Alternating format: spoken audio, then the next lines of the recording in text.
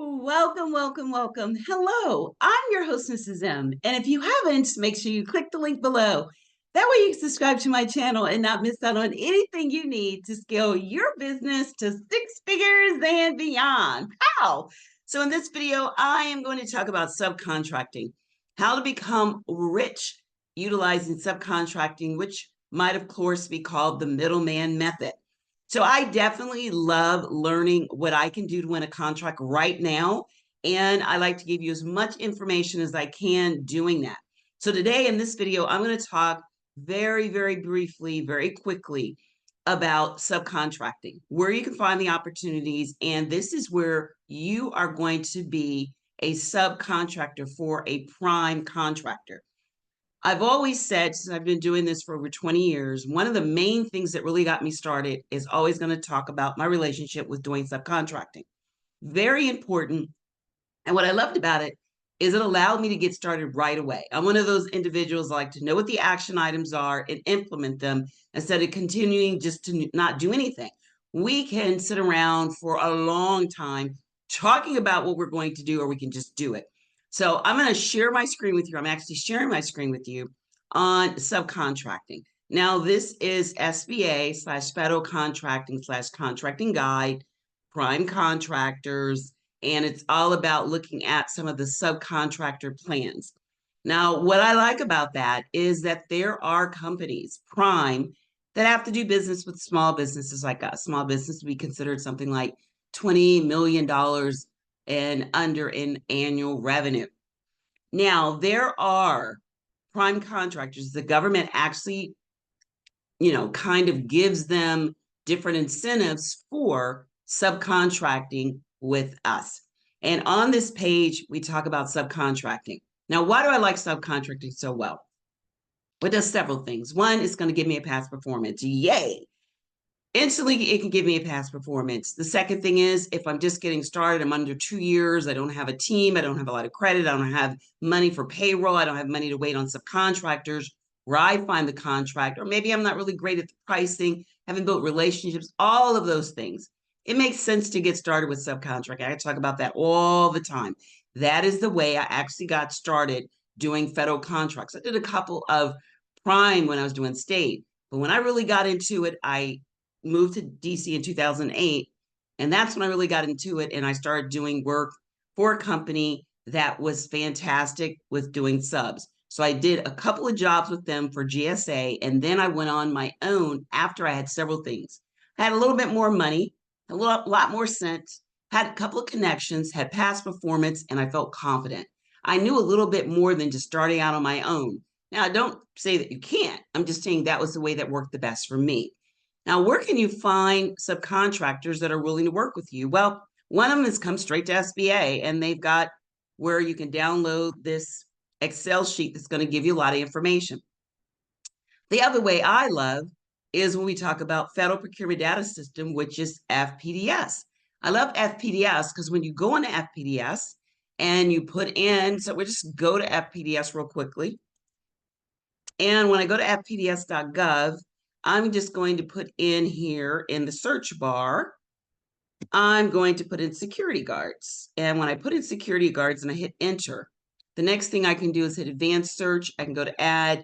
And what I'm looking for is I'm just going to put in a dollars obligation of, let's go with 1,000, or we'll just go up to 250. So we'll know that we're just going up to 250, and then I'll hit search.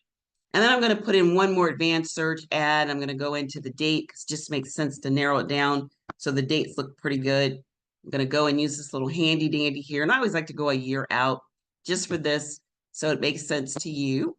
So I'm going to go to 2003. And then I'm going to go with September the 1st. And I'm going to take that out to September the 30th for, yeah, we'll leave it that way and put in search. Now, what I'm looking at is security guards, looking at what I'm looking for. Then I'm going to hit to view because now I'm looking at this individual. Now, what I can do instantly, I can go to SBA, and I always like doing things where I do something on a Monday and something on a Tuesday and something on a Wednesday.